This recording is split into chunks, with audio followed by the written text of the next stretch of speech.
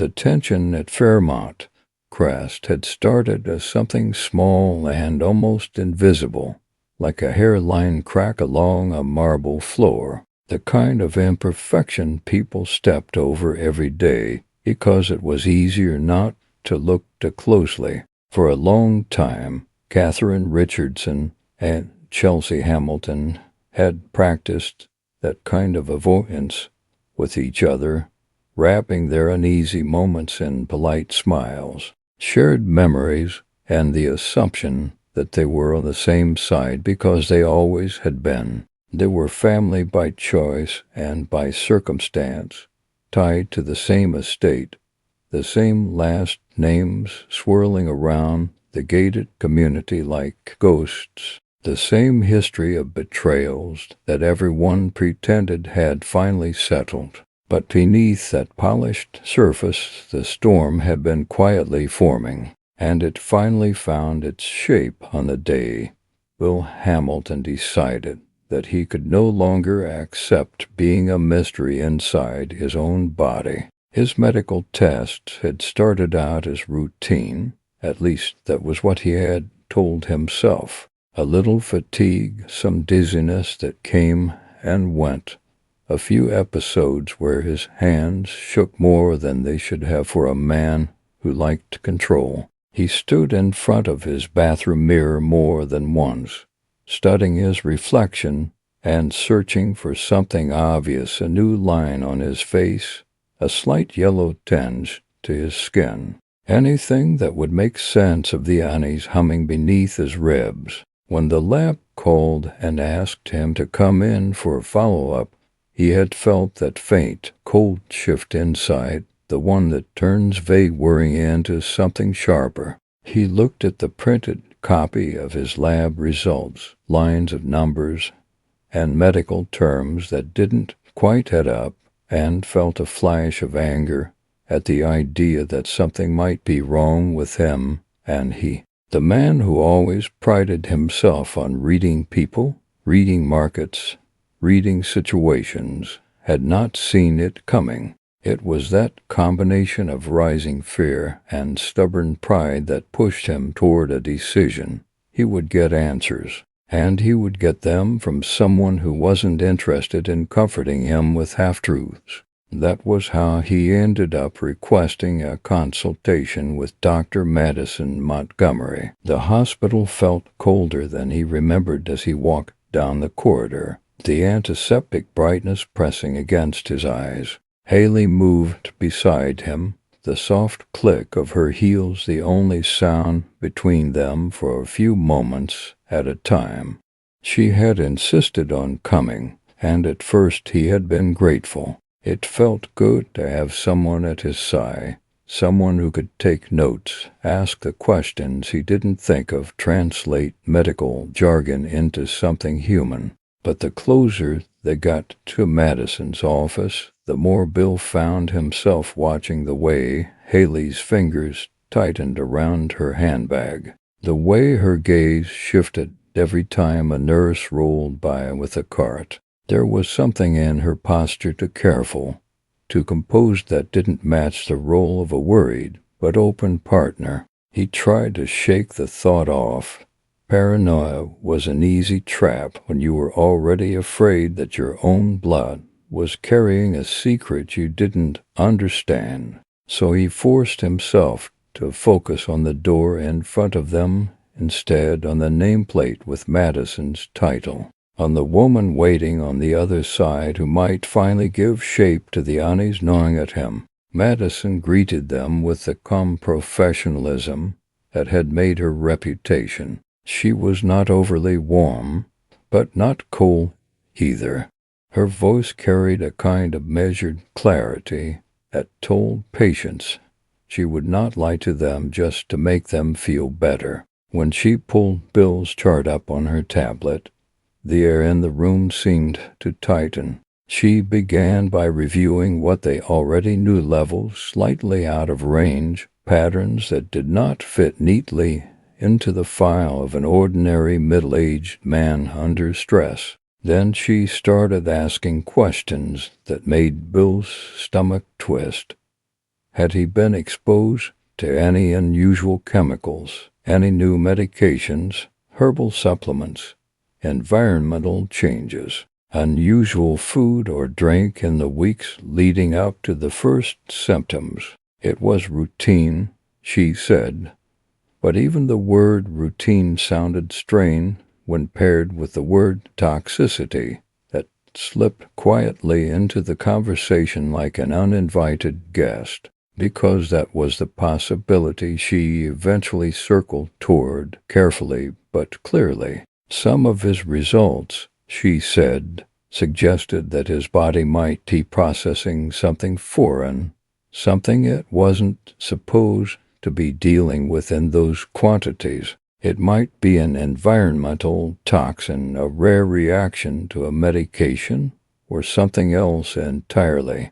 She recommended a more specialized toxicology panel, additional scans, close monitoring. She never outright said, "You have been poisoned," but the implication hung in the air with a terrible, delicate balance. While Madison was speaking, Haley sat next to Bill with one hand resting lightly on his arm, the picture of supportive concern. But inside her, panic clawed at every inch of calm she tried to project. Each time Madison mentioned toxins or exposure, she felt the phantom weight of a pill bottle in her hand, the memory of liquids measured with trembling precision, the reassurance she had given herself that if she spread it out over time, if she framed it as something to help him slow down, to force him to rest, then it was not truly monstrous.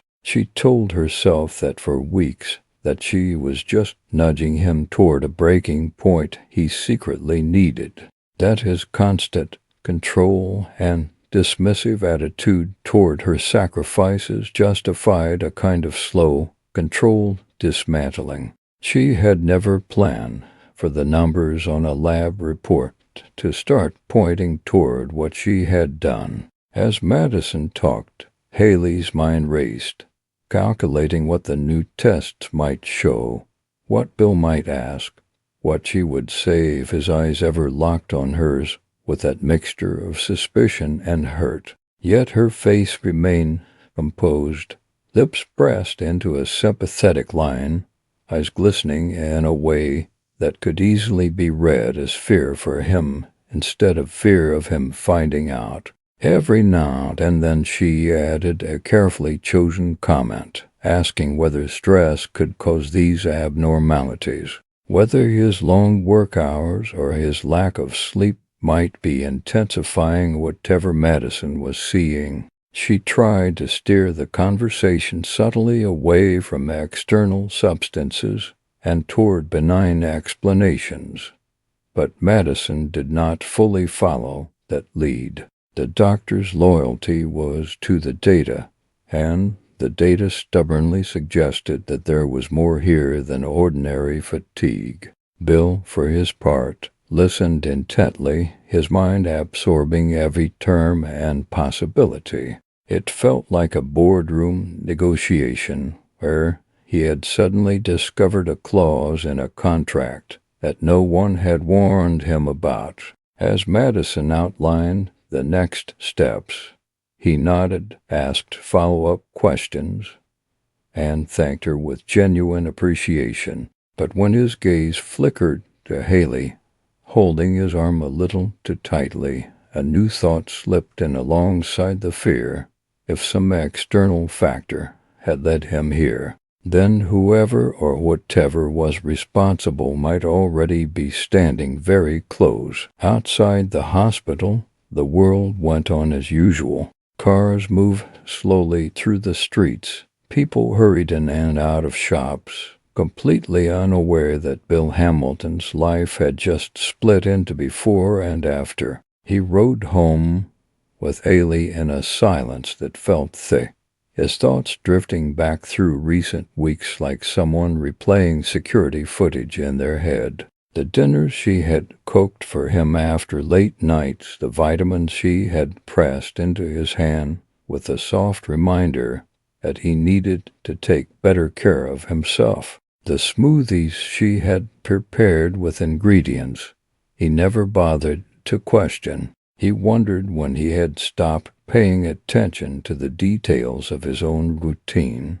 and that realization disturbed him almost as much as the lab results. Once they were back at Fairmount Crest, Haley retreated to their bedroom under the pretext of freshening up, and Bill found himself wandering into his study. The walls lined with shelves and framed documents usually gave him comfort, a reminder of all the battles fought and won. Today they felt like evidence of a life constructed on the belief that he could always calculate the risk, always stay one move ahead. He sat at his desk and began pulling up their pharmacy records, checking dates, cross-referencing refills, and new prescriptions. His eyes moved quickly, searching for patterns, anything that had started around the same time as his first symptoms, anything that pointed to a change. Meanwhile, in another wing of the estate, another kind of battle was about to ignite. Catherine Cott Richardson had been wrestling with her own version of fear, but hers came wrapped in anger and betrayal rather than lab results. She had overheard enough, seen enough, pieced together enough small details to know that Chelsea had been keeping things from her, not trivial secrets, but decisions that could reshape the course of their lives. The whispers about Copenhagen, the research opportunity, Madison's name attached to projects that operated in a space where ethics, ambition, and desperation blurred into each other. Chelsea had always been the one who saw opportunity where others saw danger, the one who pushed for bold moves when everyone else wanted to stay safe. Cott had admired that once. She had even envied it. Now, with Bill's mysterious health crisis hanging over the family, those same qualities looked a lot less like courage and a lot more like recklessness. When she confronted Chelsea about it, the conversation that began as a cautious inquiry about timelines and plans quickly spiraled into something darker. Cott's voice carried all the fear she had been holding back since hearing about Bill's strange test results, and she channeled that fear into accusations she had half-formed in her head late at night. She questioned whether Chelsea had truly understood the risks when she encouraged Madison's involvement with anything connected to their world.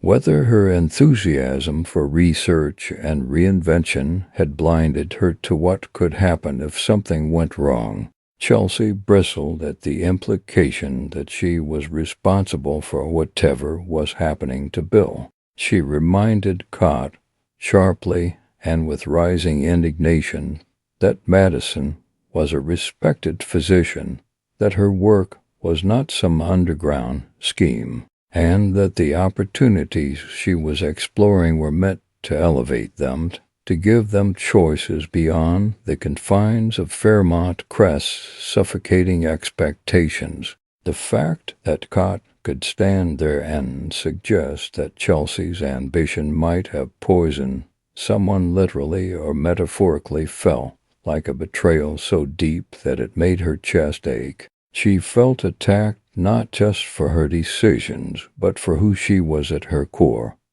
Someone who refused to sit quietly and let life happen to her. The argument escalated in waves, each woman throwing out phrases loaded with years of frustration they had never truly dealt with. Cott accused Chelsea of always courting danger and then acting surprised when people got hurt. Chelsea shot back that Cott preferred to stay in the safety of judgment, pointing fingers from a distance instead of making any real moves of her own. Underneath the surface insults, something more painful was being exposed. The fear that the person they had trusted as their closest ally might now be the one pulling them toward a disaster they could not escape. The knowledge that Madison was now at the center of both Bill's medical crisis and Chelsea's plans only heightened the sense that their lives were converging around a fault line. Every mention of the doctor's name came with an unspoken question. Who had really opened the door and invited this risk into their circle? By the time their voices finally lowered, there was no clean resolution, no tearful reconciliation. Instead, there was a jagged silence filled with things unsaid. Cott walked away feeling justified but hollow, convinced that Chelsea's refusal to acknowledge any responsibility proved she was too wrapped up in her own dreams to see the wreckage around her. Chelsea stood alone afterward, cheeks flushed and heart racing, wondering when exactly the girl who once linked arms with her and swore they would take on the world together had turned into someone who saw her as a threat. Their bond did not shatter all once, but something in it cracked beyond easy repair, and the fracture only deepened as the day went on.